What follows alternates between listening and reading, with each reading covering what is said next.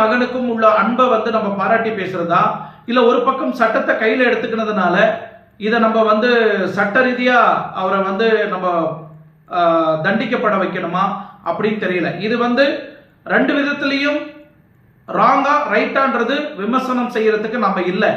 But hospital ஒரு தப்பு நடந்திருந்தா ஒன்று ஐஎம்ஏல வந்து கம்ப்ளைண்ட் பண்ணிருக்கலாம், இந்தியன் மெடிக்கல் அசோசியேஷன்ல கம்ப்ளைண்ட் பண்ணிருக்கலாம், இல்ல அந்த ஹாஸ்பிட்டலோட டீன் கிட்ட கம்ப்ளைண்ட் பண்ணிருக்கலாம், இல்ல பக்கத்துல இருக்கக்கூடிய போலீஸ் ஸ்டேஷன்ல கம்ப்ளைண்ட் கொடுத்துருக்கலாம், இல்ல சோசியல் மீடியாவை இல்ல நியூஸை வந்து நம்ம அணுகி இந்த மாதிரி எங்களுக்கு அநியாயம் நடந்திருக்கு இப்படின்னு நம்ம சொல்லி ஏதோ ஒரு நியாயத்தை ஏற்படுத்திருக்கலாம்.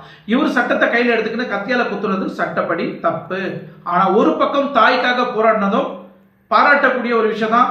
இன்னைக்கு நிறைய பேர் யங்ஸ்டர்ஸ் வந்து தான் காதலி மேல அந்த அளவுக்கு பாசமா இருப்பாங்க. ஆனா இந்த காலத்துல ஒரு அம்மா மேல இந்த அளவுக்கு பாசம் வச்சிருக்கிற ஒரு பையனை இப்பதான் நம்ம முதல் தடவையா பாக்குறோம்.